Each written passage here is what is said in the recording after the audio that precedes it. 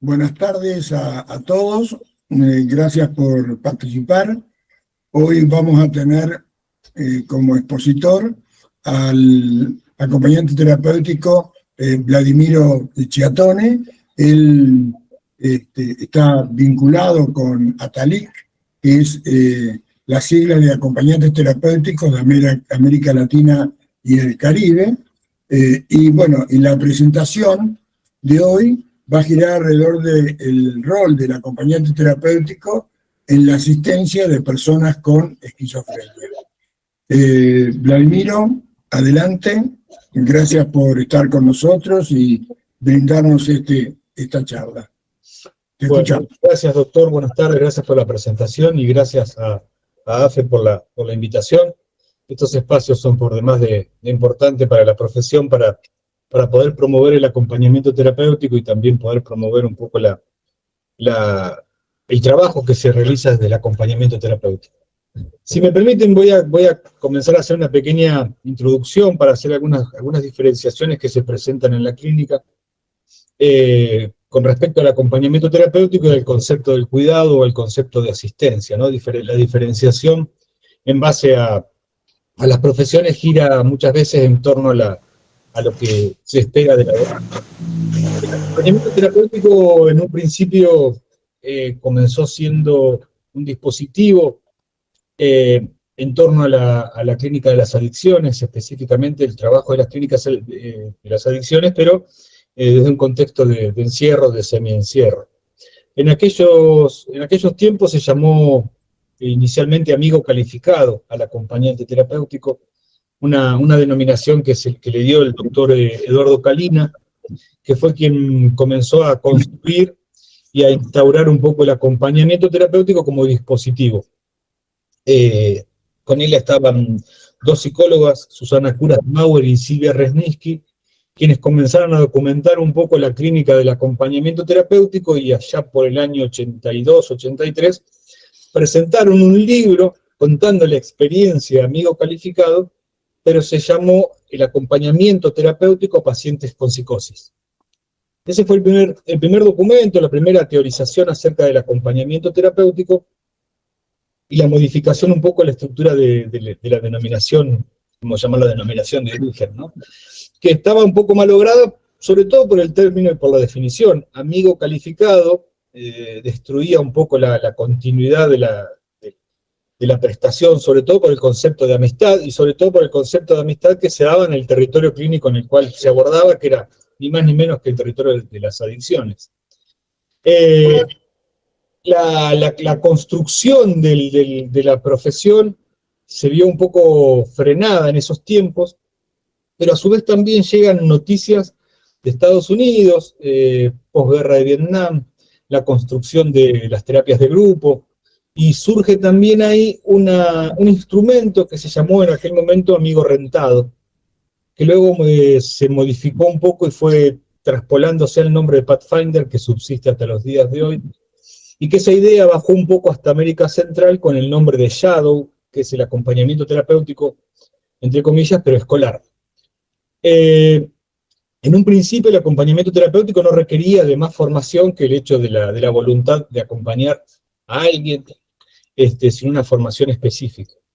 Obviamente el trabajo inicial fue documentado por licenciados en acompañamiento terapéutico, como lo fue el doctor Gustavo Rossi, bueno, y otros más que fueron abriendo un poco el camino, pero siempre hablando del acompañamiento terapéutico desde una escuela psicoanalítica, específicamente psicoanalítica y estructuralmente psicoanalítica.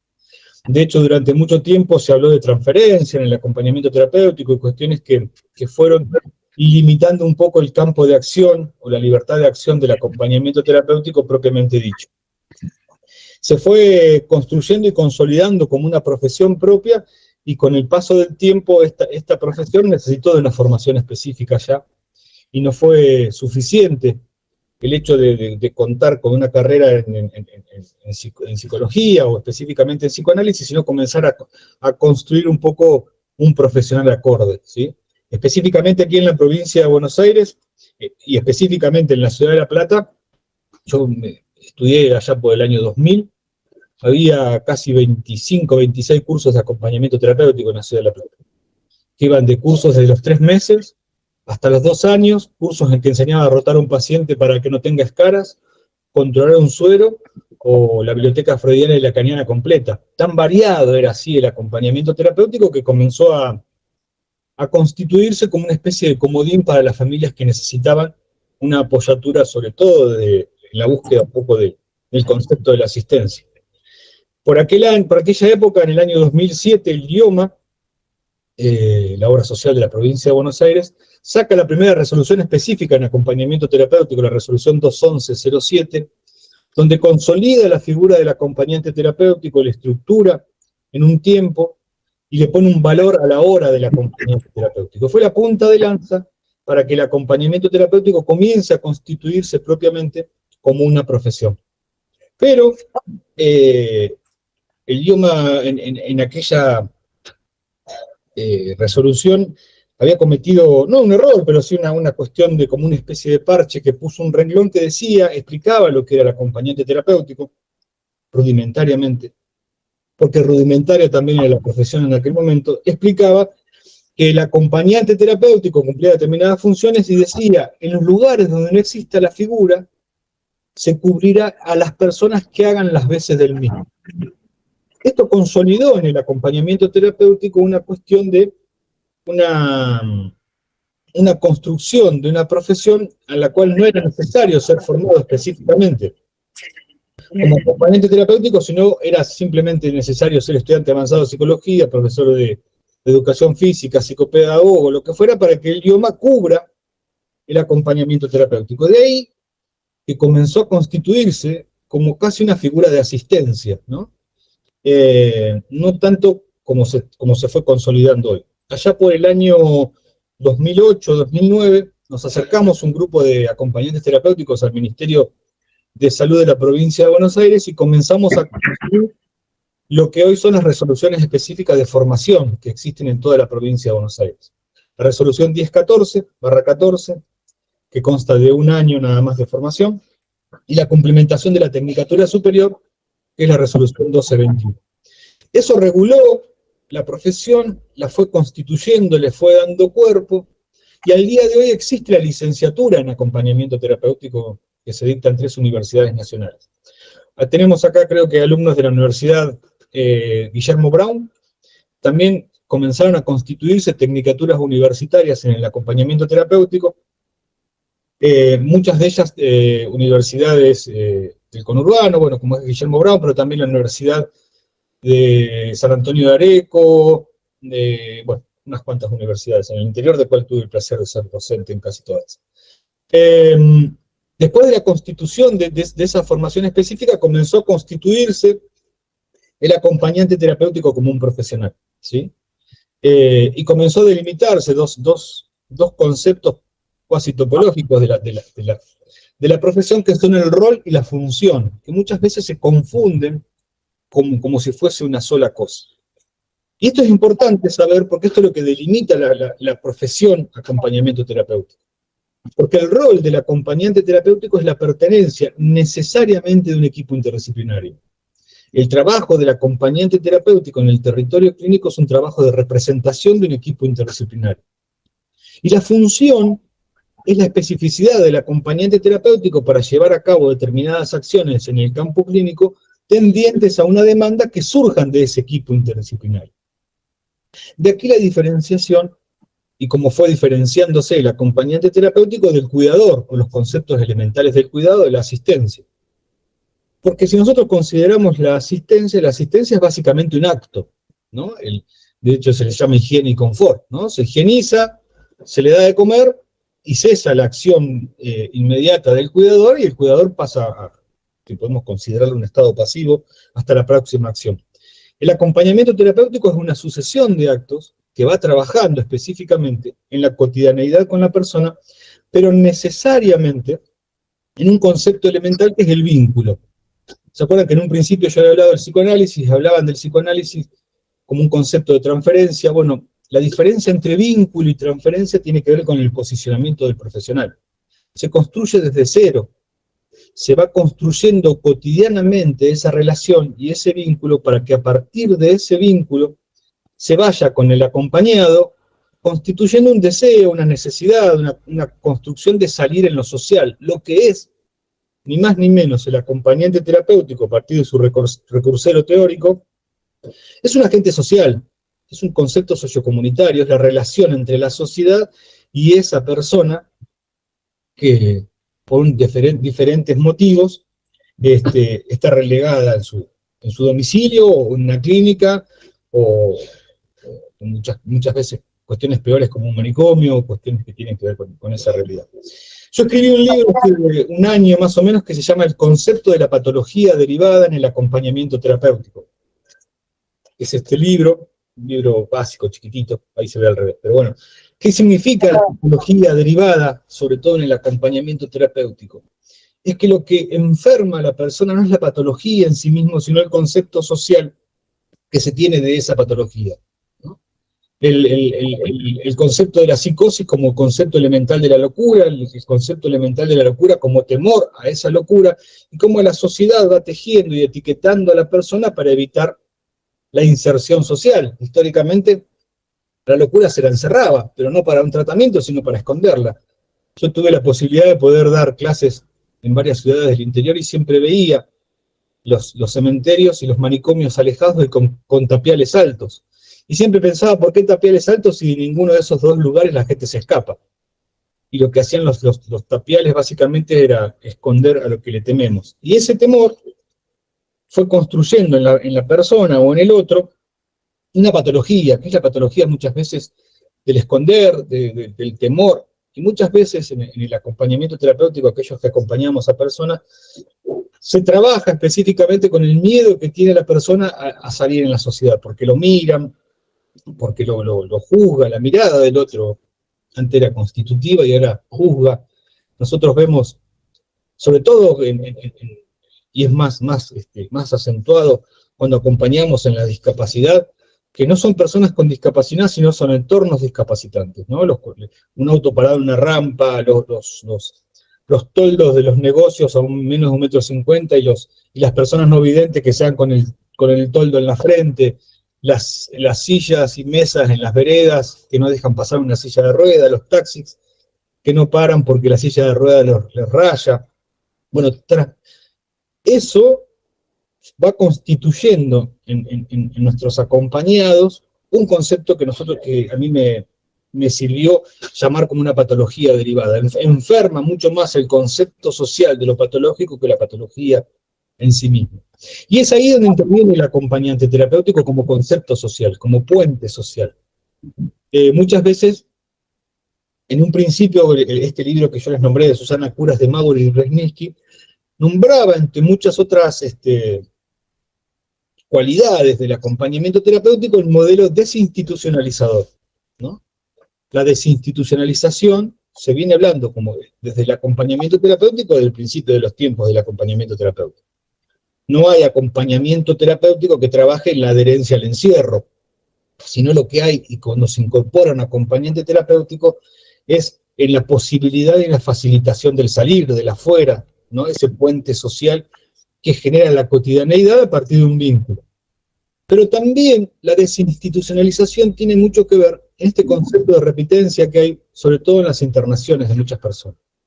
Hay personas, justo hoy vengo de acompañar a una persona con esquizofrenia, que está en una clínica, y que él me comentaba esto, que él tiene miedo de salir porque se siente más cómodo dentro de la clínica que en la calle.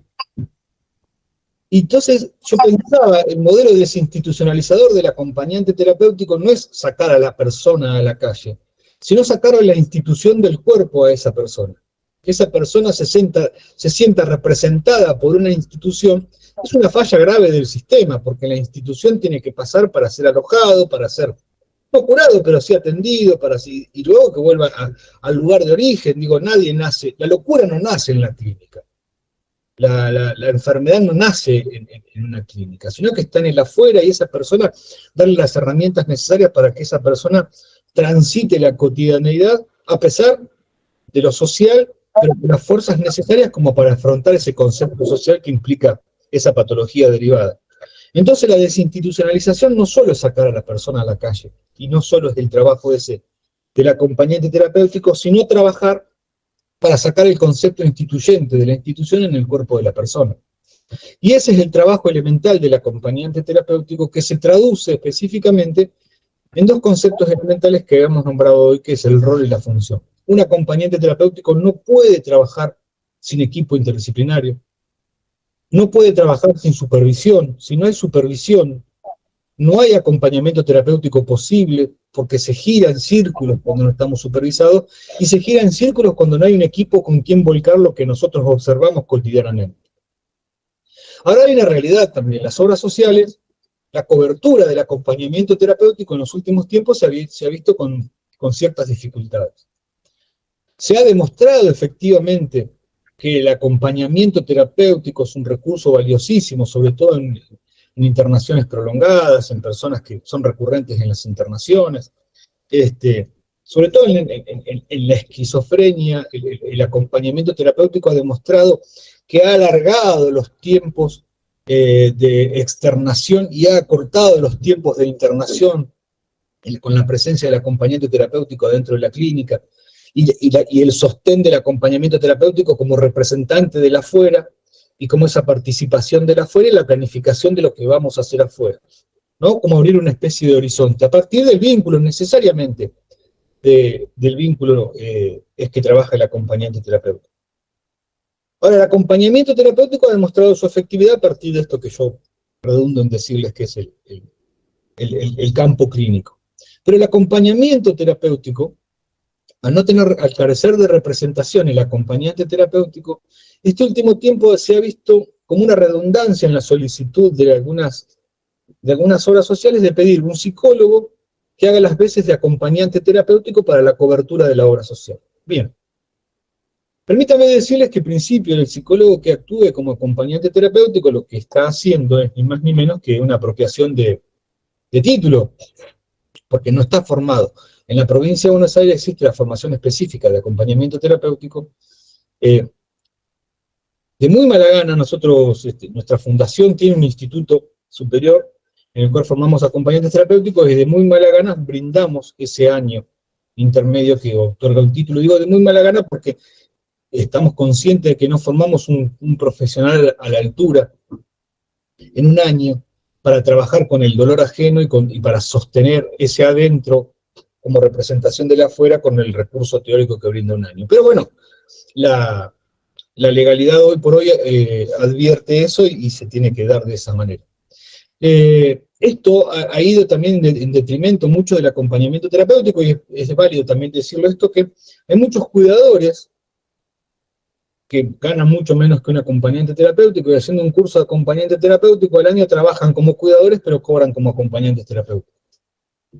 Entonces, cae la redundancia muchas veces de la solicitud del acompañante terapéutico para necesidades específicas de higiene y confort. Entonces, muchas veces es necesario la recomendación profesional del acompañamiento terapéutico como recurso social, y no como recurso sanitario, como recurso si se quiere, de contención en cuanto al aseo. Acompañante terapéutico, así como lo delimitaron curas de Mauro y Resniski, no implica que acompañen una terapia, no implica que el acompañante terapéutico acompañe una terapia, sino que elementalmente ese acompañamiento es terapéutico para la persona. Ahí curas de Mauro y Resniski hablan específicamente de una persona con estado catatónico, autoinducido, que está en una clínica durante mucho tiempo, y la clínica decide darle el alta, pero bueno, van a intermediar porque escucharon esta idea del acompañamiento terapéutico. Bueno, y detallan el seguimiento que va haciendo la acompañante con ese estar, que le toma la mano un día, se da cuenta que la presión de la mano cuando ella toma mate, que ejerce una presión distinta al sorber el mate. Entonces al otro día trae un mate, le dice: te dejé un mate arriba de la mesa de luz, nunca toma ese mate, pero la música que le gusta también le aprieta la mano, la lectura, va haciendo una conexión a partir necesariamente del vínculo y de esa representación de la afuera. Bueno, y terminan las dos, ella dejó un día el termo olvidado, y terminan las dos yendo a la cocina a calentar el agua para el mate y tomando el mate cada uno. Digo, y no fue un trabajo mágico el que se realizó. No fue un trabajo que el único que lo pudo hacer con una varita mágica fue el acompañante terapéutico, sino que lo que modificó la estructura del encierro fue que alguien se sentó y acompañó y se presentó terapéuticamente hacia el otro y lo identificó como un otro y comenzó a evaluar cotidianamente cuestiones elementales. Comenzó a construir lo que también digo en este libro, es la construcción de las máscaras. Hay una analogía que yo hago, yo colecciono máscaras, y hice una analogía que en la construcción del vínculo lo que se construye es una máscara. Y hay una máscara como una especie de ritual, existe en el acompañamiento terapéutico un recurso que se llama encuadre, que lo tienen todas las profesiones, ¿no? Nosotros cuando encuadramos el acompañamiento terapéutico lo encuadramos en un concepto que es tiempo y espacio. ¿Dónde vamos a acompañar a la persona? No es lo mismo acompañar a una persona en una escuela, en un club, que en una clínica, que en su casa. Y no puede ser mixto el acompañamiento terapéutico porque el vínculo no es nunca mixto, ¿sí? Si vamos a hacer un acompañamiento terapéutico domiciliario, el acompañamiento terapéutico es necesariamente domiciliario, ¿sí? Y se va a hacer lunes, miércoles y viernes de 18 a 21 y no y si se estableció que es lunes, miércoles y viernes, no voy a ir un martes a las 3 de la tarde porque la mamá tiene que ir a nadar. Porque lo que estamos haciendo en ese concepto es suplir un vínculo que no es el nuestro. La estructura del acompañamiento terapéutico tiene una necesidad que es básicamente el encuadre, y ese encuadre es inamovible, se mueve solamente cuando el concepto del acompañamiento terapéutico evoluciona. Agregamos más cantidad de horas porque me di cuenta que ahora con Carlitos podemos subir al colectivo. Antes no podíamos subir al colectivo porque se quería bajar. Le daba vértigo. Bueno, logramos que se suba. Ahora, ese subir al colectivo con Carlitos tenemos que dar una direccionalidad. ¿Qué podemos hacer? Ir al cine. Bueno, pero para ir al cine tenemos que agregar un día más porque vamos a llegar a la puerta del cine, nos vamos a volver porque le va a dar miedo a la oscuridad, el ruido va a ser muy alto, por ahí entramos, estamos 5 minutos y nos vamos. Bueno, esos reencuadres sucesivos tienen que ver en torno a un concepto evolutivo, pero de la relación acompañante terapéutico acompañado. Hoy nombré a Gustavo Rossi, y Gustavo Rossi dice que el acompañante terapéutico trabaja siendo significativo solamente para el sujeto, no para el entorno. No acompañamos el deseo de toda la familia porque si no sería ilimitado. Una función elemental del acompañante terapéutico es trabajar para quedarse sin trabajo. Un acompañamiento terapéutico efectivo es quedarse sin trabajo. Porque el concepto del acompañamiento terapéutico no es un concepto, ¿cómo decir?, ortopédico, que trabaja con la falta. No trabajamos con la falta nosotros, trabajamos con lo que la persona tiene, trabajamos con toda la persona. Si nosotros fuésemos un concepto ortopédico estaríamos de por vida con una persona, porque si no esa persona no caminaría sin nosotros. Lo que nosotros hacemos no es enseñarle a caminar a la persona, sino ayudarle a aprender a caminar, que son dos cosas distintas. Y cuando digo caminar tiene que ver con caminar entre la sociedad, ¿no? Con todo lo que la sociedad le ofrece. Hay espacios en los cuales el acompañante terapéutico hoy por hoy es más requerido que en otros. Las escuelas, por ejemplo, hay un boom de acompañamiento terapéutico, solicitudes de acompañamiento terapéutico en escuelas, en el cual no se comprende la figura específica del acompañante terapéutico. Muchos creen que el acompañante terapéutico está para que el niño aprenda a estudiar, y no es así. El acompañante terapéutico es el puente social para que el niño se apropie del espacio escuela, para que la escuela cumpla la función de enseñar. Específicamente en pacientes que tienen esquizofrenia, la incorporación del acompañante terapéutico es absolutamente eficaz en tanto y en cuanto hasta el acompañante terapéutico puede ver en las reacciones de la persona después de un tiempo y trabajando específicamente con esa persona, y hasta puede adivinar en el mal sentido, si no puede prever o adelantarse a determinadas reacciones. Hay veces que el acompañante terapéutico se antepone a caídas o a brotes y se evita la internación con la incorporación del acompañante terapéutico porque habla automáticamente al médico. Mirá, hoy lo veo muy nervioso, está como más, gesticula más, hasta cambia la voz, a veces está como más hiperactivo. El médico automáticamente le dice al acompañante, aumentale un poco la dosis de la medicación y decime cómo reacciona. Estamos en contacto todo el tiempo Y ese contacto de estar todo el tiempo evita que la persona llegue a su pico máximo, que haya la necesidad de tener que internarlo para poder bajarlo. Y muchos sabemos que esas internaciones se prolongan mucho más del tiempo, porque las internaciones no son un concepto de uno a uno, ¿sí? Se pierde en la multitud. Y el acompañante terapéutico, como decía un profesor mío, es como que a lo largo del tiempo lo que va haciendo el acompañante terapéutico es ir construyendo un traje a medida, ¿sí? En la mirada, en la cotidianidad del otro, lo que va haciendo es pensar su expertise y constituir una clínica específica con la persona que acompañamos, ¿sí? Porque acompañamos personas, no acompañamos patologías. Eso es lo elemental del concepto. Acompañamos conceptos biológicos, como es la patología, pero también un concepto social, como lo es el entorno, y también un concepto psicológico, como es el contexto. Nosotros cuando quedamos embarazados, en el deseo de nuestro embarazo nunca queda, ojalá que mi hijo sea esquizofrénico.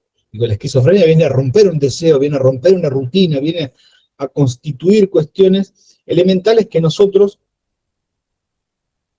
creíamos que no nos iban a pasar. Y cuando nos pasan, hay distintas reacciones. Nosotros vemos que muchas veces, si me permiten, no es peyorativo, sino a la locura se la encierra, se la esconde o se la exhibe. Y depende de esas reacciones, tiene que ver con la historia propia de la familia, ¿sí? Yo siempre cuento que soy de un pueblo muy chiquito, que me enteré que un amigo mío tenía un hermano con discapacidad, parálisis cerebral, el día que el hermano se murió, y tenía 48 años el hermano. Y en el pueblo le preguntaban a la mamá por qué nunca lo había sacado. La mamá era de la sociedad de fomento, el papá era bombero, o sea, tenía una vida social activa, y ella decía porque no quería que la gente lo vea, porque le tenía miedo a la reacción de la gente. Bueno, eso es una cuestión sobre la cual, más allá de lo patológico, también incide y genera y constituye una patología derivada de su propia patología, que es elementalmente con lo que nosotros trabajamos como acompañantes terapéuticos. No vamos a trabajar ni vamos a ser expertos en esquizofrenia, porque para eso necesariamente tenemos que pertenecer a un equipo interdisciplinario que nos va a dar los elementos a tener en cuenta con esa persona. Y además considero y creo que la patología no actúa de la misma manera en todas las personas, porque también somos seres sociales y seres con historia, donde la patología reacciona de distintas formas, ¿sí? Hay veces que muchas más elaboradas, hay patologías que son mucho más elaboradas desde el discernimiento de la propia persona, y hay veces que son mucho más elementales, y también hay veces donde la familia accede al trabajo del acompañante terapéutico, y hay veces donde la familia actúa sobre el acompañante terapéutico diciendo, si es mi hijo, yo conozco más a mi hijo que vos, entonces yo sé lo que quiero para mi hijo. Y muchas veces ese concepto de yo conozco más a mi hijo es para el acompañante terapéutico un elemento a trabajar y explicar y a encuadrar. Nosotros tenemos que encuadrar que nuestro trabajo es específicamente con la persona que vamos a acompañar, porque trabajando específicamente con la persona que vamos a acompañar, nuestro trabajo va a ser más efectivo. Si nosotros vamos a una casa donde el papá quiere que el hijo sea una cosa, la mamá quiere que el hijo haga otra cosa, la hermana considera que el hijo tiene que dejar un poco más tranquilo al papá y a la mamá, y actúa sobre el hermano con determinadas actitudes, y si uno planifica algo con el hermano, cuando vamos a salir, la mamá dice, no salgan porque hace frío, o el papá dice, no salgan en colectivo porque yo los alcanzo con el auto, la hermana dice, no vayas vos papá porque al final estás todo el tiempo, se genera en eso un cúmulo tal, donde la demanda y la especificidad del acompañante terapéutico se dispersa. Suele pasar, es mucho más común de lo que resulta, pero muchas veces cuando eso ocurre es porque el rol del acompañante terapéutico no está definido. Es porque el acompañante terapéutico tiene la concepción de que trabaja para un equipo interdisciplinario y no en un equipo interdisciplinario. Entonces muchas veces el acompañante terapéutico no encuadra porque espera directivas del equipo interdisciplinario para saber qué hacer en el campo clínico y en el campo de la expertise de ese acompañante. Y a veces el equipo no sabe, no está en conexión. La interdisciplina es absolutamente compleja, He tenido la posibilidad de dar clases en Cuba, en Costa Rica, en México, donde el concepto de interdisciplina en muchos lugares es hasta casi un obstáculo. En Cuba, sobre todo, hablar de interdisciplina es un obstáculo, no existe la palabra interdisciplina.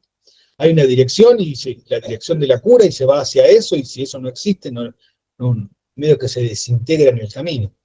En la República Argentina, a mi modo de entender, el acompañante terapéutico fue ganando cabida, pero también fue ganando cabida a partir de su propia expertise y de traer a las reuniones interdisciplinarias una mirada de la cual carece el resto del equipo.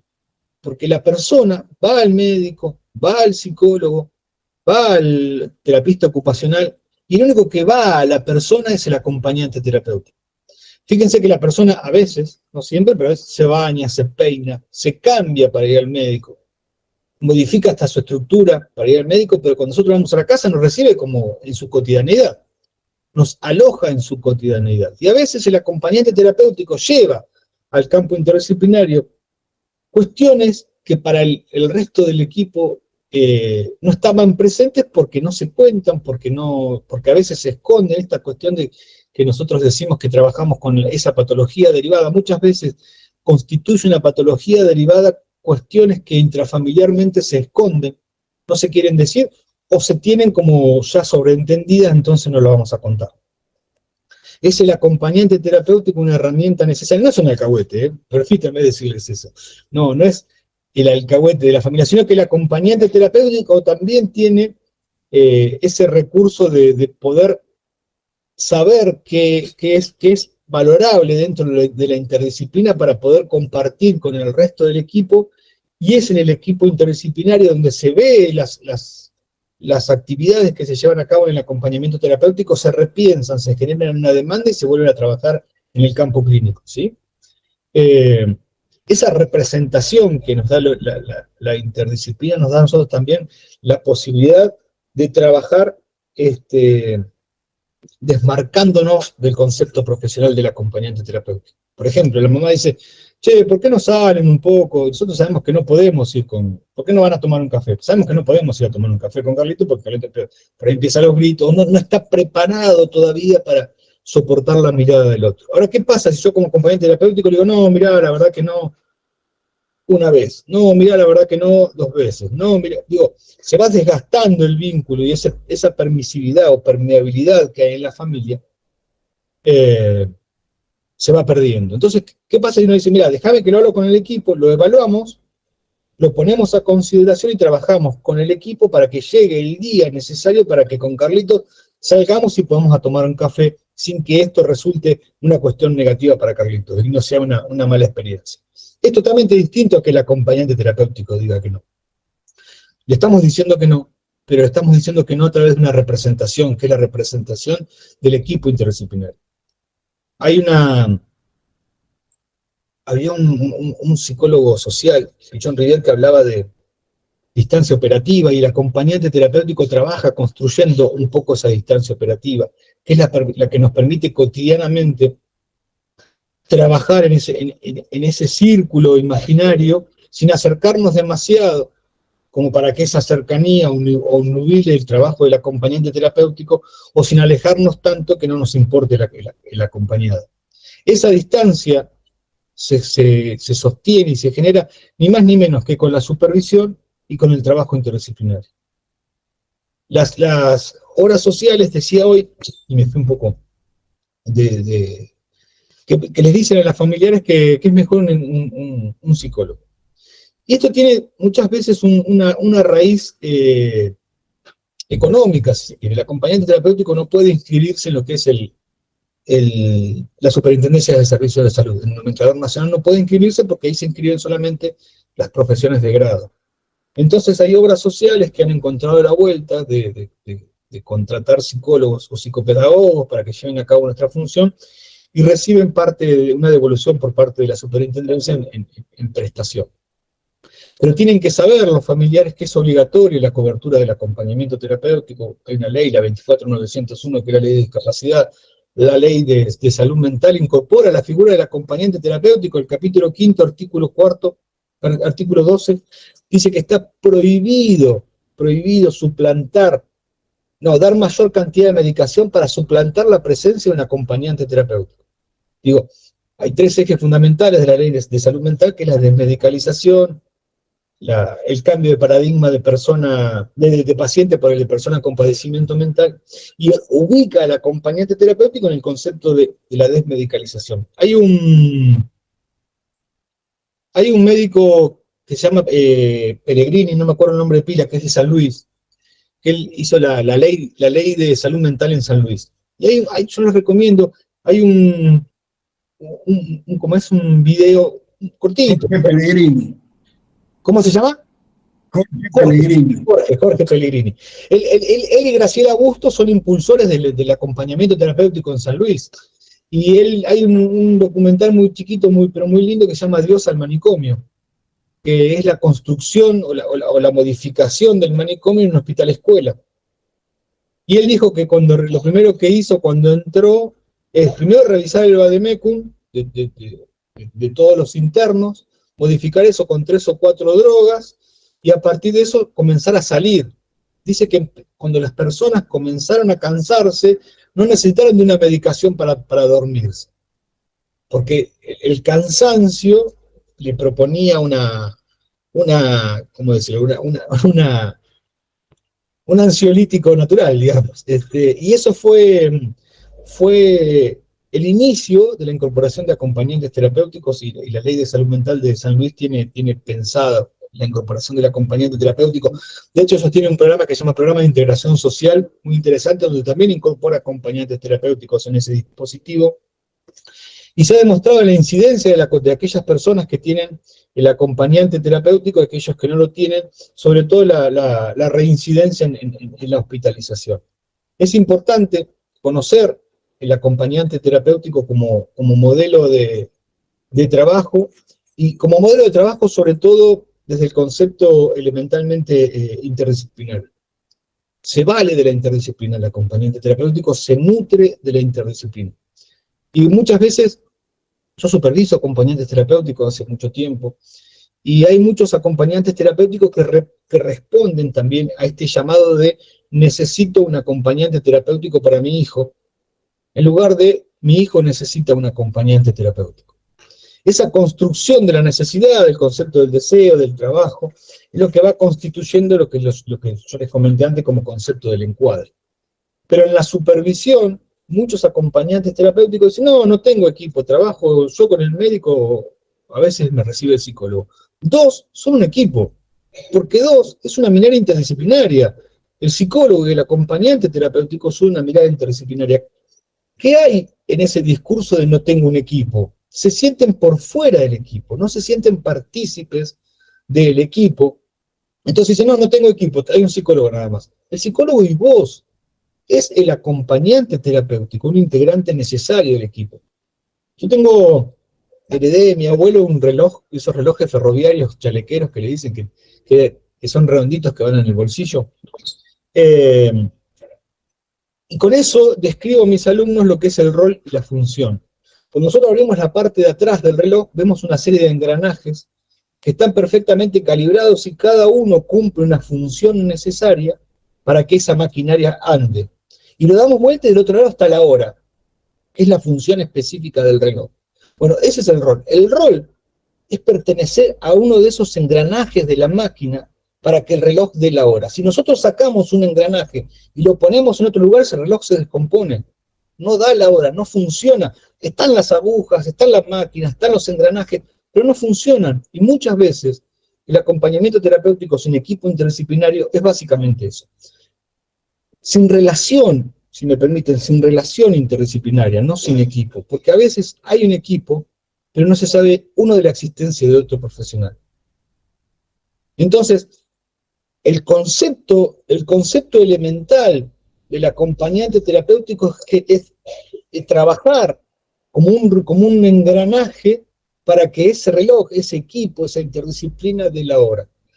Y cuando el reloj comienza a funcionar bien es porque todo el engranaje detrás anda bien. Y muchas veces la incorporación del acompañante terapéutico genera interdisciplina. Porque a veces No, que el psicólogo el jueves no puede, bueno, yo voy al psicólogo, le llevo el informe. El doctor, bueno, le llevo el informe del doctor. Entonces, leyendo el mismo informe hasta en un grupo de WhatsApp se puede hacer interdisciplina. ¿No? Ah, leí, qué bueno lo que estás haciendo con respecto a esto. Está bueno y yo no había pensado nunca que Josecito podría lograr subirse a un colectivo, lo lograste. Bueno, podemos trabajar entonces en pensar, la próxima vez cuando vengan a consulta, venite con él en colectivo, en vez de que lo traiga el papá. ¿Se entiende? Digo, hay una relación, una necesidad interdisciplinaria del acompañante terapéutico con el trabajo de afuera, pero no es tiempo la interdisciplina. La interdisciplina es conocer lo que está haciendo el otro. No es sentarse. Si nos sentamos y charlamos, buenísimo, porque hay un ida y vuelta, pero a partir de un informe, por eso es elemental, sobre todo para el acompañante terapéutico, saber confeccionar bien un informe. Porque el informe lo es todo. En el informe nosotros decimos qué es lo que hacemos cotidianamente y por qué lo hacemos. Cada acto del acompañante terapéutico tiene una direccionalidad. A mí me ha pasado muchas veces que los papás se enojaban conmigo y me han echado sucesivas veces porque me veían todo el tiempo viendo televisión con sus hijos. Pero el acto de mirar televisión no es un solo acto, se miran gustos, se miran tiempos, se miran la búsqueda, lo que busca en la televisión. Me ha pasado con un chico que, bueno, no es argentino, los papás estaban acá, y se iba a hacer una operación de reducción, de una cirugía bariátrica. Me llamaron por una cirugía bariátrica, 19 años, pesaba algo de 140 kilos. Y cuando llego me encuentro con que el problema de él no era la cirugía bariátrica, sino que tenía un Tourette. Y que en base al Tourette él comenzó a encerrarse, se terminó encerrando en su pieza. En su pieza terminó viendo todo el día un canal que se llama El Gourmet. Como no bajaba a comer, el papá le puso una cocinita en la pieza para que pueda comer. Como no bajaba a bañarse, le puso un bañito. Entonces terminaba haciéndose un huevo frito a las 4 de la mañana porque veía el canal Encuentro. Y así fue que, digo, su problema no era su gordura, sino básicamente el esconderse. ¿Qué es lo primero que hicimos? ¿Te gusta cocinar? Vayamos a una escuela de cocina. Lo fueron limitando. ¿Perdón? Lo fueron limitando, me parece. Pero se fue limitando, lo que fue limitando, y en esto es necesario hacer hincapié, la limitación no fue una limitación consciente, sino fue de la propia percepción. El nene no puede estar sin comer. Hagámosle algo que él se sienta más cómodo. En esa búsqueda de la comodidad se puede entender como una limitación. El día que decidimos ir a buscar una escuela de cocina, el papá pidió el día en el trabajo y nos quería llevar en el auto. Lo llamé aparte y le digo, no, queremos ir en colectivo. No, ¿cómo mi hijo va en colectivo? Sí, porque no vamos a ir a buscar una escuela de cocina. Quiero ver qué le pasa a él en el afuera. Y llegamos a Plaza Italia, enfrente de Plaza Italia hay un local que se llama Locuras, que vende entradas para los recitales, y había un muñequito japonés que se llama Goku, que ahí aprendí que se llamaba Goku. Y él empezó a reírse porque se parecía a un primo de él. Entramos, lo compró, empezó a investigar. A partir de la investigación que él hizo, se enteró que los miércoles en la República de los Niños se juntaba un grupo de chicos que intercambiaban cómics y muñequitos. Se hizo un grupo grandísimo de eso, y empezaron a ir a la casa. Su cocina se convirtió en una vitrina de los muñequitos que le traía el papá cuando viajaba afuera. Nunca llegamos a la escuela de cocina. Y mientras estuve yo, que fueron 2 años y piquito, él no se operó nunca de la cirugía bariátrica. Y su Tourette no se curó. Uno de los compañeros que iba con él a la Repu y eso, estudiaba a la noche y empezó a ir a la escuela de noche. Tenía una maestra particular que iba a la casa porque no se animaba a ir. Él comenzó a estudiar de noche. Digo, la estructura circular de la familia apuntaba hacia un concepto más elemental, que era lo físico, no menor, por supuesto, pero dejaba de lado algo que se había naturalizado, porque el hijo había nacido con Tourette. Entonces, comenzó como a estructurarse alrededor de la familia, comenzó a generarse lo que se llamó una patología derivada, por lo cual ellos fueron a operar al hijo de una obesidad y no a tratar de que su hijo se integre socialmente a un espacio donde el Tourette no fuese un problema. Elementalmente el acompañante terapéutico es eso, es un canal social, es un articulador social, y sobre todo es un gran aliado para los equipos interdisciplinarios en estos espacios. Hoy por hoy el acompañamiento terapéutico, a mi modesto modo de ver, esos 3 años les son insuficientes para trabajar en conceptos de la vulnerabilidad, en tanto que la vulnerabilidad es un concepto social y las sociedades se van complejizando, ¿sí? Es necesario para mí comenzar a articular formaciones específicas para los acompañantes terapéuticos y que el acompañante terapéutico deje de ser una navaja suiza, esa que tiene el cuchillito, el tenedor, la cuchara, y cumplir un montón de acciones porque no termina haciendo ni una cosa ni la otra. Es necesaria la especificidad en el trabajo del acompañamiento terapéutico. Por eso es necesario conocer estos espacios que la asociación ofrece y comenzar a integrarse a estos distintos espacios también para brindar una profesión de calidad y que no sea una profesión que puede llevarla a cabo cualquier profesional, sino un especialista, y a su vez también demostrar la efectividad del acompañante terapéutico en 2 cosas elementales: en el concepto social y sobre todo como modelos de prevención, ¿sí? El acompañante terapéutico, sin quererlo, es un agente de prevención, desde la cotidianeidad, del día a día, del vivir con la persona puede actuar de manera absolutamente preventiva, que también es un valor agregado que ofrece el acompañamiento terapéutico. Por eso es interesante que quienes escuchen sepan que el acompañamiento terapéutico tiene una cobertura social, tiene una cobertura en obras sociales. Solamente IOMA tiene estructurada su cobertura con un valor específico, y las otras obras sociales, nada, tienen ahí como, a veces ponen valores como a ellos se les ocurre. Pero nosotros podemos dejar el teléfono de la Fundación para asesorarlos con respecto a eso, y también lo elemental del trabajo en la interdisciplina me parece un concepto que hoy tiene que quedar como marcado a fuego y valiosísimo. Bien. Concepto social, ¿y cuál era el otro? Dijo la importancia de articular La interdisciplina, necesariamente.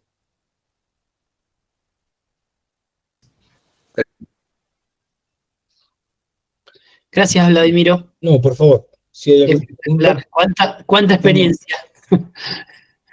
La verdad que es muy, muy bueno. Conceptos muy útiles seguramente para quienes estuvieron participando. Hemos llegado en un momento a ser 66 los que estamos en este chat, así que en esta reunión, así que muy conforme también de la respuesta de esta convocatoria, ¿no? Un comentario así breve, que desde luego va en la línea de lo que vos dijiste, es que cuando se estudia el impacto del estigma y la discriminación asociado a los trastornos mentales severos, una de las frases que claramente se tratan de resaltar es que las personas, por ejemplo, con esquizofrenia, como el paradigma de un trastorno mental severo, sufre más por el estigma y la discriminación que por su propia condición de paciente, ¿no? Sí. Así que estamos hablando del autoestigma y del estigma social, ¿no? Y también muchas veces está asociado también las ideas suicidas con el estigma social, ¿no? A veces son patológicos, pero muchas veces me ha pasado de algunos pacientes que son tratados con ideas suicidas y uno se da cuenta que es lo social lo que lo empuja a esos espacios, ¿no? El acorralamiento. Claro. Bien, bueno, queda abierto, por supuesto, las preguntas. Sí, si me permite, Pedro, ya tenemos Claudia que levantó la mano, pero primero me gustaría si podemos repasar las preguntas que hay en el chat, que hay 3 o 4. Sí, Si te parece, Vladimiro, yo las leo, y si el que formula la pregunta quiere abrir micrófono y aclarar algo más, adelante. Tengo la primera consulta de Estela Correa, que quiere saber si el AT debe ser del mismo sexo que el acompañado. ¿Bien? El acompañante terapéutico, en esto también hablo un poco en el libro con el concepto de la máscara. El acompañante terapéutico es una cuestión de vínculo, y muchas veces la solicitud del acompañante terapéutico también tiene que ver con el espacio hacia donde va a ir. No se evalúa el sexo del acompañante terapéutico en cuanto a conceptos de saber, sino en cuanto a conceptos de peligrosidad. Muchas veces va a trabajar el acompañante terapéutico con una persona que vive sola, ¿sí? Entonces hay cuestiones que son elementales, o muchas veces el acompañante terapéutico va a trabajar en una escuela y el nene tiene que ir al baño de varones y el acompañante tiene que acompañarle, no puede entrar al baño, bueno, cuestiones que tienen que ver por fuera de la profesión. Elementalmente el acompañante terapéutico no tiene sexo, no es un pato de bica que tiene que hacer fuerza. No pasa. Está claro. Gracias, Vladimir. Está muy bien.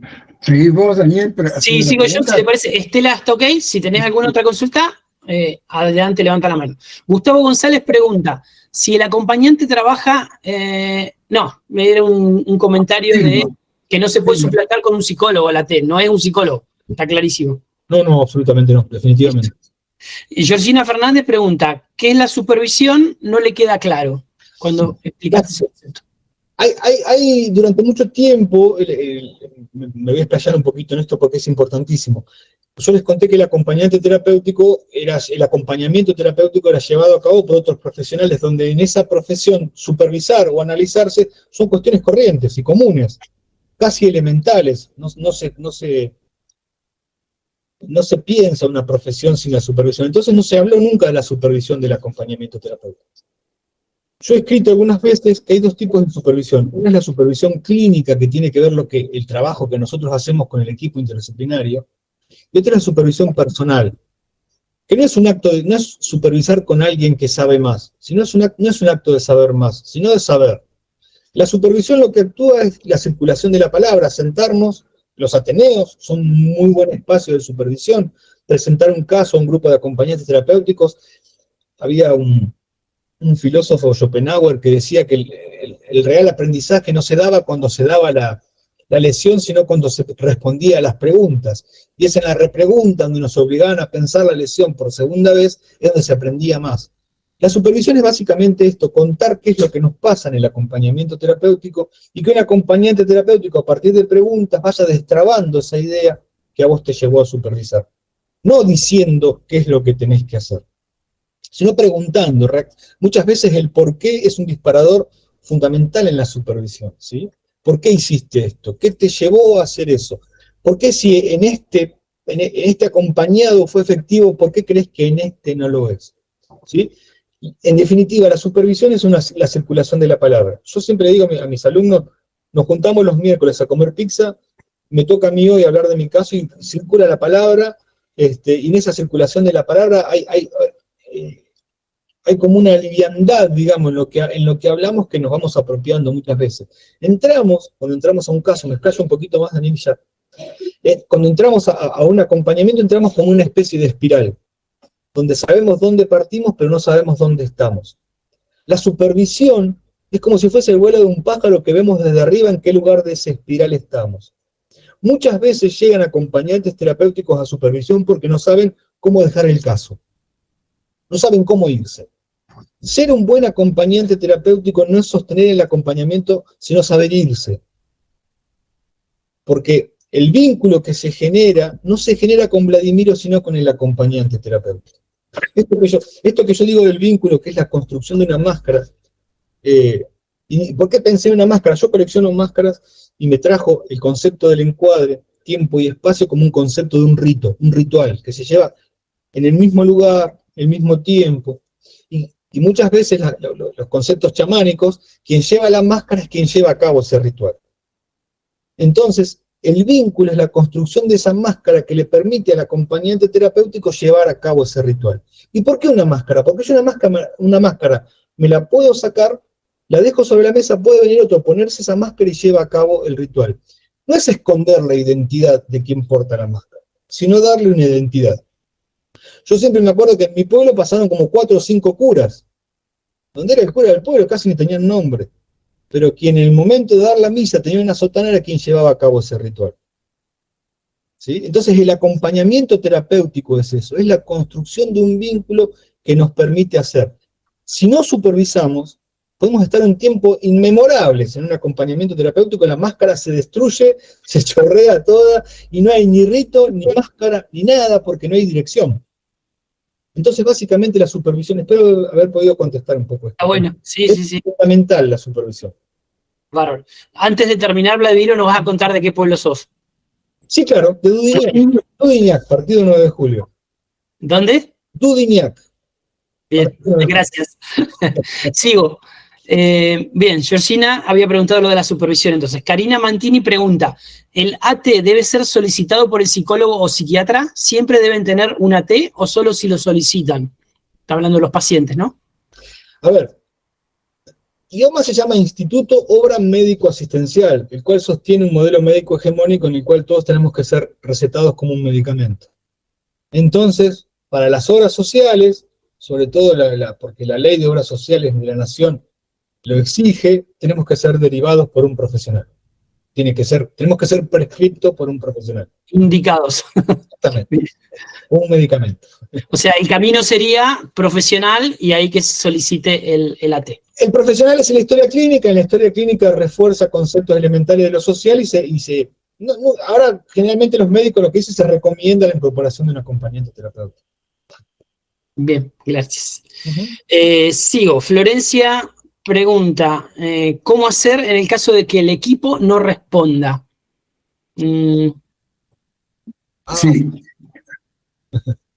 que no lo soliciten y que la familia crea que es conveniente o el paciente crea que es conveniente incorporar. Si me permite, doctor, creo que la pregunta de Florencia es, hay veces que existe un equipo pero no le dan bolilla al acompañante. Me parece que viene más por ahí. ¿Está Florencia por ahí? Florencia, ¿estás en la sala? ¿Querés? Hola. Sí, esa era mi pregunta. O sea, si hay un equipo y yo insisto, pero ese equipo no responde, ¿qué hacer en ese caso? O sea, ¿cómo actuar yo como acompañante cuando el equipo como que no responde o no responde mi llamado, no quiere juntarse? Es casi la historia de mi vida esa, pero Bienvenida, Florencia. Algunos recursos que son valiosos. Nadie firma nada sin antes leerlo. Entonces vos llevás el informe por duplicado y le decís al doctor o al psicólogo que te tiene que firmar la copia. Entonces, obligadamente va a leer lo que vos haces y un día algo que vos hagas a ese médico o a ese psicólogo le va a gustar y te va a llamar, indefectiblemente. Porque la lectura, sobre todo a los legos, a quienes nos gusta lo que hacemos, y vamos leyendo y nos atrapa algo, quedamos pregnados en eso. A mí me ha pasado un montón de veces y después fueron los médicos que más veces me han convocado después porque les resultó maravilloso el trabajo del acompañante terapéutico porque le mostrás otra cara. Por eso es valiosísimo saber confeccionar un informe, saber contar, que no es fácil saber contar lo que se hace en la cotidianidad. Entonces, Florencia, por ahí es un buen recurso ese que yo encontré, el hecho de llevar informes que te lo firmen por duplicado, y la firma, casi nunca nadie te lee cosas si nadie te firma nada, hay que leerlo. Un comentario. Sí, doy fe de lo que dice Vladimiro con respecto a la importancia de los informes, ¿no? Porque verdaderamente en algunos casos cuando asistía y tenía personas con esquizofrenia que tenían su AT, el envío de los informes, además me servía a mí muchísimo para conocer algunas cuestiones centrales, ¿no? Del problema psicosocial de la persona, que por supuesto, por la visión y por el tipo de intervención que hacía, no tenía opción de conocerlo, ¿no? Pero además te atrae, te entusiasma el hecho de ver informes bien completos, con una redacción, con un contenido que el médico y el psicólogo habitualmente no están acostumbrados a leer, pero que son terriblemente complementarios, ¿no? Yo siempre le digo a mis alumnos que saber acompañamiento terapéutico es saber explicar en la cena de Navidad qué es lo que está haciendo y que el tío lo entienda, y que el otro día tengamos que reunirnos con el médico y que el médico entienda qué es lo que hago y después reunirme con la familia y que la familia entienda lo que hago y después reunirme con la persona que va a acompañar, esa persona entienda qué es lo que voy a hacer. En esa variedad de interlocuciones es donde se demuestra realmente el saber del acompañante terapéutico, ¿no? Cómo contar qué es lo que se hace. Gracias, Vladimiro. No, por favor. Pregunta Claudia Martínez, y que también levantó la mano, así que leo la pregunta y después, Claudia, si querés aclarar algo más o si tenés otra consulta. Dice, ¿el AT puede manejar la plata del acompañado? ¿No desvirtúa el vínculo? Hay veces, por ejemplo, Curaduría Oficial de Alienados acá en La Plata. Nosotros ingresamos hace mucho tiempo ahí y trabajamos en Melchor Romero el manejo del dinero. Muchas veces, un concepto elemental de lo social es saber manejar el dinero. Entonces, saber manejar implica que maneje el dinero y que el manejo de ese dinero tenga una direccionalidad, ¿sí? No que el acompañante terapéutico le compre las cosas, porque muchas veces pasa eso. Si pasás por la farmacia, no me traes los medicamentos y terminamos siendo el chepibe, o nos llevamos el dinero a casa para que él no lo malgaste. No, esas cosas no, pero sí cuando la demanda tiene que ver con un concepto social del manejo del dinero, es fundamental que sí, que el acompañante terapéutico lo maneje. Está clarísimo. Claudia, ¿querés hacer alguna otra consulta? ¿O estamos ok? Era esta nomás. Hola, perdón, no encontraba el botoncito. Claro. Sí, bueno, yo soy madre de mi hijo tiene esquizofrenia, hace poco se fue a vivir solo. Uh-huh. Y una de las cuestiones es que justamente es el tema del dinero. Lo primero que mi hijo, maneja dinero cuando hace algunos que otros negocios chiquitos, por ejemplo, maneja dinero. Ahora, digamos que justo se recibió una herencia, el AT considera que él no está en condiciones de manejar el dinero, entonces, yo le mando, por ejemplo, la plata a él, porque, hace poco vive solo, decía, y entonces, ¿qué es lo que hace el AT? El AT le va a comprar las cosas, la mercadería, y se la lleva a la casa. Entonces, mi hijo, ¿qué es lo que me dice a mí? O sea, ¿cuánto le mandaste al AT? Yo necesito salir a comprar, a él le gusta ir a comprar al súper.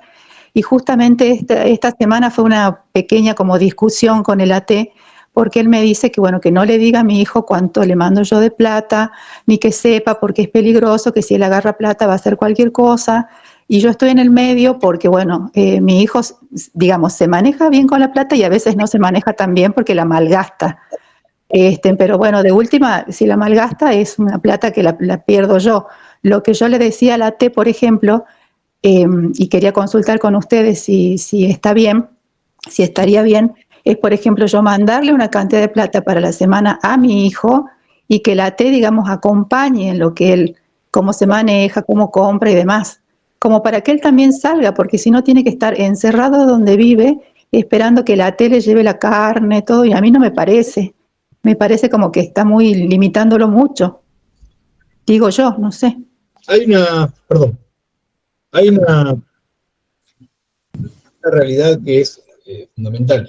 El acompañante terapéutico no va a hacer nada que la persona que acompañamos con el tiempo no pueda hacer por sí sola. Sí. No va a ser un complemento de aquello que no puede hacer. Si el concepto del dinero termina...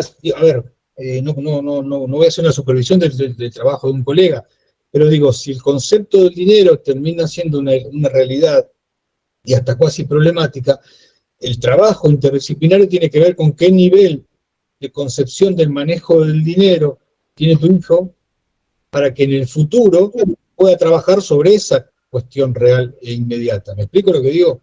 Ahora, que el acompañante terapéutico sea un intermediador entre el dinero que vos le envías y tu hijo, lo que hace básicamente a veces es debilitar un poco también el vínculo. ¿Sí? Hablando un poco de lo que vos me decís, la realidad que... Claro, porque, por ejemplo, mi hijo me dice, yo le mando, por ejemplo, no sé, 100.000 pesos para que tenga. Y después, mi hijo me dice, tengo hambre, mándame plata. Entonces le digo, habla con el AT, con César, le digo, y pedile a él. Lo que pasa es que él me dice que no tiene plata. Entonces yo tengo que hablar con él y le digo, mira, fíjate, si no comió, si no tiene, mándale algo. Estoy yo en el medio, pero me parece que es algo que no corresponde, porque por ahí mi hijo también me dice, yo no sé cuánto tiene él, yo no sé cuánto puedo disponer yo, y él lo que me pide es transparencia, que me le diga yo cuánto le mandé a la T para que él sepa cómo administrarse o qué comprar, y el AT me dice que no le diga nada, porque si yo le digo cuánto le mando, él va a pedir todo y como que no lo podría controlar, una cosa así. Esto es muy reciente, pero me está ocasionando muchos problemas, Y yo creo que el vínculo se puede, conmigo como que se está un poco deteriorando con el AT, digamos, y con mi hijo, bueno, hay muchas dudas. Y el equipo, Como un teléfono de compuesto, digamos. y el equipo Claro. ¿qué dice al respecto, Claudia? No, o sea, inclusive eso, hace poquito él tuvo el turno con la psiquiatra y, por ejemplo, no me comenta qué pasó, qué le dijo, es como que me tiene muy al margen, digamos, de todo, y me dice, bueno, que yo no tendría que intervenir porque, bueno, tengo que descansar. Como mi hijo no quiere tener mucho vínculo conmigo porque en realidad él se ve grande y quiere independizarse, que está bien, pero bueno, yo estoy atrás siempre, o sea, yo soy la que hago, digamos, el trabajo de atrás, pero... Para el manejo del dinero siempre son unas buenas alternativas los monederos electrónicos, o el Mercado Pago, VIP, o esas cosas, porque uno deposita y puede ir controlando los gastos, y vos podés poner tu correo electrónico para que te llegue a vos qué es lo que gasta y la transferencia que se hace en el momento. Entonces, sí, muchas veces hicimos así. es una forma que él sepa cuánto dinero tiene, pero vos podés limitar ese dinero hasta de gastos diarios. Esa cuestión. Sí, eso me parecía a mí. Es una buena. O sea, digamos, en este sentido, sería, hasta yo pienso, mejor para el AT desvincularlo del tema dinero. No sé si desvincularlo, por ahí vincularlo desde otro lugar, me parece a mí. Yo no insisto con esto, no voy a hacer una supervisión de algo que no conozco en demasía, pero a ver, si el dinero es un problema, hay que trabajar ese problema para que se siga con la prestación. Bien, entonces, bueno, sería una buena opción plantearle esto de la billetera, que se maneje él y yo lo pueda controlar de alguna manera. Un recurso. Gracias. Seguimos. Jimena, ¿querés contestar algo de este tema o para después?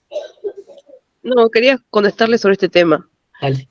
Por ahí, intentar, digamos, dar un dinero base.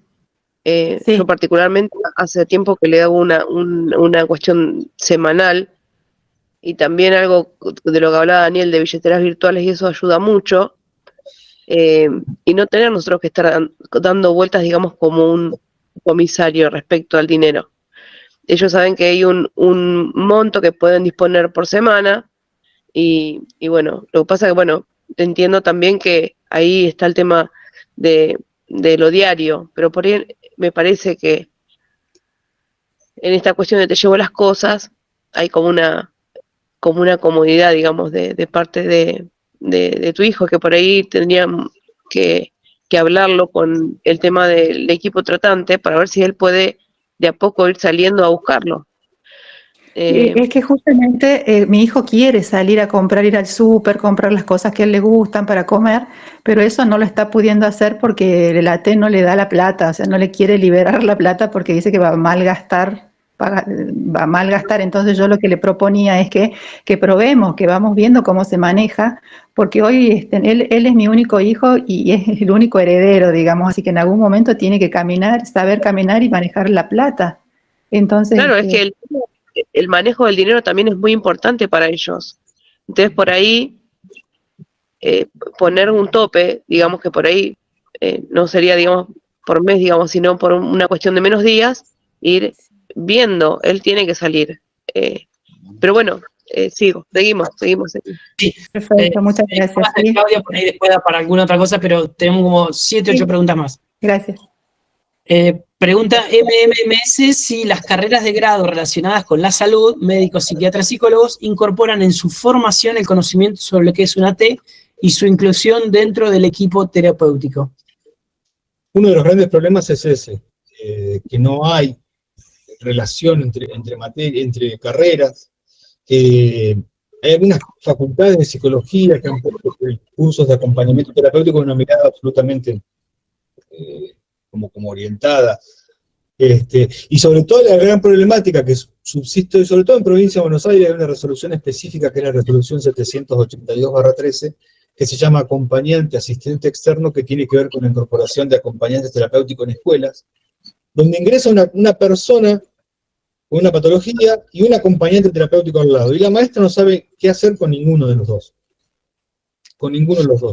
Porque la formación docente no articula con un concepto de acompañamiento terapéutico. Nosotros hemos ofrecido de la Fundación charlas hasta gratuitas en espacios de formación docente, para que la maestra sepa qué hace el otro, y muchas veces también el acompañante terapéutico percibe en el otro una cierta distancia, se alejan y son como dos mundos separados que van rotando alrededor de un niño, que lo que necesita ese niño es atención en él y no en nosotros que van girando. Porque también el acompañante terapéutico se puede acercar con un plan de trabajo, decirle yo voy a trabajar esto con este niño y se solucionarían las cosas. Pero no, la respuesta a esto es no, no existe. No existe y sería valiosísimo poder hacerlo. Lindo punto para trabajar, entonces. Sí. Bien. Gracias, Vladimir. Pregunta María José primero. ¿Qué diferencia hay entre un AT y un T ocupacional? Muchas. El terapista ocupacional trabaja sobre el cuerpo de la persona y el acompañante terapéutico trabaja con la persona. Sí, son como muchas, y como trabaja con la persona, el acompañante terapéutico se roza todo el tiempo con un trabajador social, con un terapista ocupacional, pero la acción del acompañante terapéutico es una acción más limitada, digamos, con respecto a determinadas cuestiones limitadas en el tiempo, insisto con esto. Un acompañante terapéutico trabaja sistemáticamente para quedarse sin trabajo, porque ahí está la efectividad del acompañamiento terapéutico. Sí. Quizás después Magdalena pueda hacer algún comentario, precisamente porque ella es TO, ¿no? Ahí está. Muy bien. Terapista ocupacional. Pero bueno, no sé si seguimos mejor primero con las preguntas y después ampliamos y le damos tiempo a Magdalena para que piense una breve respuesta. Bueno, le damos tiempo para que se prepare. Dale. Pregunta Miriam, si ¿todos los psicólogos trabajan en conjunto con el AT? Así es la pregunta. Hola. Hola. ¿Me escucharon? Me parece que no entiende que se trabaja con un equipo interdisciplinario. Vladimiro, ¿estás? Hola, ¿me escuchan? Hola. Sí, dale. ¿Ahí me escuchan? Sí, ahí sí. Ahí bien, perfecto. No sé qué pasó, medio congelado. Es el psicólogo el profesional que más recomienda el acompañamiento terapéutico. Sí, es el psicólogo el que más. Y una rama de la psicología es la que trabaja más con el acompañamiento terapéutico, que son los que manejan terapias cognitivas conductuales o hacen cuestiones como más específicas. Sobre todo, esto es mi caso personal, podemos disentir en esto, pero sobre todo en el campo del autismo, donde las terapias cognitivas conductuales han ganado un terreno fundamental y se basan y se apoyan muchísimo en el acompañante terapéutico para el sostenimiento de ellos. Sí. Bien, gracias.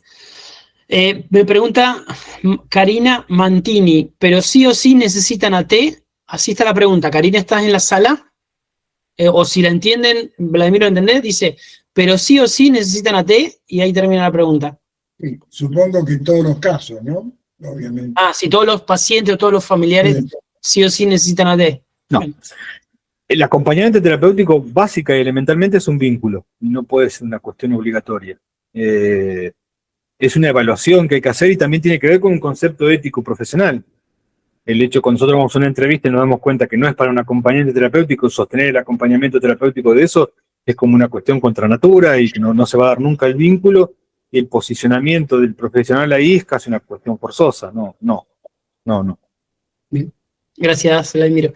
Pregunta MMS otra vez, dice, ¿el equipo recomienda a una T en particular, según el caso, o una vez indicado sale la familia a conseguirlo? Y en ese caso, ¿dónde conseguimos una T si en nuestra localidad, por ejemplo, no existe una asociación como Atalic o un lugar donde se formen AT? Y eso va con otra pregunta que vi más abajo, que pregunta Mercedes, si hay alguna organización en La Plata para solicitar acompañante terapéutico. A ver, Caminito. normalmente pasan las dos cosas. Hay acompañantes terapéuticos y hay equipos que ofrecen el dispositivo con un acompañante terapéutico incluido. O sea, dentro del dispositivo que ofrece el equipo es la incorporación del acompañante terapéutico dentro del tratamiento. La mayoría de las veces es la familia quien va al médico y le dice, sería bueno porque conozco una vecina, o en la plaza, o en la asociación hay un chico que está igual que mi hijo y tiene un acompañante y anda re bien, y entonces el médico le hace la transcripción la prescripción del acompañante terapéutico y va a la obra social, y ahí comienza el derrotero de la familia, a entrar en los grupos de Facebook, y sin saber a quién va a contratar, y a veces hay listados en lugares. Es todo un tema. Lo que yo normalmente recomiendo es que vaya a una institución, ¿no? Cuando se pide el acompañante terapéutico, ir a una institución, sobre todo instituciones formadoras que tienen como un listado de sus alumnos, y ahí asegurarse de que han por lo menos cumplimentado con la formación elemental y básica del acompañamiento terapéutico, ¿sí? Pero se dan las dos situaciones. Y la otra pregunta no me acuerdo bien qué era, Daniel. La misma, en La Plata, ¿qué organización puede ser para buscar? La mejor organización de todas es Atalic, pero hay un montón más, ¿no? Hay un montón. ¿Hay más? ¿Hay muchas, sí? Sí, en la ciudad de La Plata hay 8 institutos que dictan la tecnicatura. Bien. Pero nosotros, bueno, la fundación nuestra, de hecho nosotros, aprovecho para comentarles, si me permiten, el 7, 8 y 9 de noviembre vamos a hacer un congreso internacional de acompañamiento terapéutico acá en la ciudad de La Plata, que vendrán colegas de México, Costa Rica, Cuba, Nepal, Bangladesh, y vamos ahí a comenzar a trabajar. Nosotros desde la fundación tenemos como hay tanta cantidad de lugares donde se dicta, no conocemos al profesional. Entonces lo que tenemos es un grupo de WhatsApp donde hay 300 acompañantes terapéuticos y subimos el pedido a ese grupo, y ese grupo quien lo lee le interesa, porque nos ha pasado de recomendar por esta cuestión de la diversidad de la concepción del acompañamiento terapéutico, y después la fundación me recomendó un acompañante y no me sirvió, y quedamos medio pegados. pero está claro. Bueno, gracias, Leide. Sigo. Alicia y Melissa hacen 2 comentarios respecto del tema que había planteado Claudia. Dice, el AT tiene que darle autonomía a tu hijo en el manejo del dinero, eso opina Alicia. Y Melissa dice, un AT puede ocuparse de hacer las compras para su acompañado. Pienso que en todo caso sería un hacer juntos, hacer las compras juntos y no hacer por él, por el acompañado. Bien, eso opina Melissa para Claudia. Sigo, Ariel Fernando pregunta, ¿cuánto plazo es el recomendable que dura la relación con el AT? Es un vínculo, es como si nosotros nos quedásemos con una chica en un bar y le preguntásemos cuánto tiempo vamos a estar de novio, más o menos es eso. Es un vínculo, y la relación vincular, el acompañamiento terapéutico se va dando, en tanto se va dando el vínculo. Las relaciones vinculares son complejas, con unos, yo siempre recomiendo a mis alumnos que hagan los acompañamientos de a dos acompañantes. Primero por el establecimiento del vínculo, por la cobertura, por el control y por la mirada de dos acompañantes terapéuticos, y porque se ha demostrado que no se establece el mismo vínculo con 2 personas. ¿Sí? Y desde lo profesional también se trabaja mucho con la subjetividad, entonces es muy valioso el trabajar de a 2, es muy valioso. ¿En ese caso se turnan los AT? ¿O sí, van claro. juntos? No, sí, se turnan. Sí. Bien, gracias. Pregunta Eli, y creo que es la última. ¿En Córdoba Capital hay un AT especializado? Si conoces vos, Vladimir, o alguien en la sala. Sí, Córdoba está muy avanzada con respecto al acompañamiento terapéutico. De hecho, estamos esperando que el gobierno de Córdoba oficialice la ley provincial de acompañamiento terapéutico. La Universidad de Córdoba, y hay una fundación que se llama Fundación Sístere, que forma desde Córdoba, desde la Facultad de Psicología de Córdoba. No, Córdoba es una de las provincias. De hecho, el primer congreso de acompañamiento terapéutico que se dio en el mundo se dio en 1985 en Córdoba, del cual se dio un libro que se llama La efectividad clínica del acompañamiento terapéutico, que es como un libro que se hizo de ese congreso. No, Córdoba sí. Eli, anota por favor. Me quedan 2 manitos levantadas y terminamos. Buenísimo. Martín González, ¿estás en la sala? Hola, ¿se escucha? Adelante. Sí, acá estamos con mi marido. Nuestro hijo tiene diagnóstico de esquizofrenia y la psicóloga y la psiquiatra nos sugieren acompañante terapéutico. Y él no acepta. Suponemos que se siente invadido, ¿sí? Él es un chico que se desenvuelve para muchas cosas, para hacer compras, está yendo al gimnasio, está estudiando idiomas, arrancó ahora, ¿cuánto era? 2 meses, 3 meses, de forma virtual. Pero es un chico que le cuesta establecer su rutina, sus hábitos de orden, prefiere estar encerrado en el departamento. Él vive con la hermana en Córdoba. Pero cuesta que tenga una rutina, lo cual le lleva a discusiones y problemas de convivencia con la hermana. Bien. ¿Cómo podemos hacer para ver si lo podemos convencer del acompañante? No, es fundamental que él tenga una entrevista con un acompañante, no con la idea de tener un acompañamiento terapéutico, sino para hacerle todas las preguntas que crea necesario el acompañante y que a partir de eso él pueda evaluar la continuidad. Si dan con un acompañante terapéutico valioso, hasta pueden negociar días y horarios y determinadas estrategias como para que él no sea un peso el acompañamiento terapéutico y que él vea una mejora en eso. Se puede trabajar tranquilamente. ¿Ustedes están en Córdoba capital? Nosotros vivimos en Entre Ríos y mis hijos viven en Córdoba capital.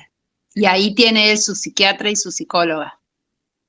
Yo, si me permitís, me voy a tomar el atrevimiento de recomendarte esto, que recurras a la Fundación Sistere de mi parte. Yo después, si quieren, les puedo pasar o conozco a ¿Cómo compañeros. es? Ya subieron el link, ¿eh? Ah, subieron el link. Bueno, ya está. pero muy recomendable. Ahí está el licenciado Pablo Dragoto, Laura Frank, han escrito libros, organizan congresos internacionales. Que puedan contactarse con ellos, hacen una videollamada, un llamado telefónico, y que tu hijo, ante la negación, pueda estar ahí como para sacarse las dudas y que él conozca. Porque muchas veces la negación es por el desconocimiento.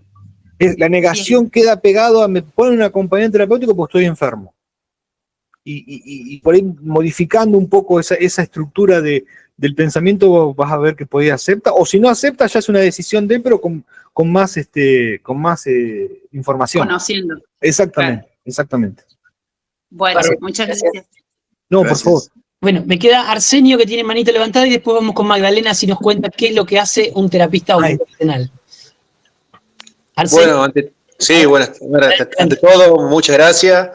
Vladimiro, excelente, la verdad que muy, muy contento, me gustó un montón.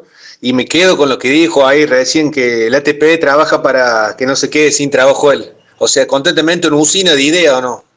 Sí.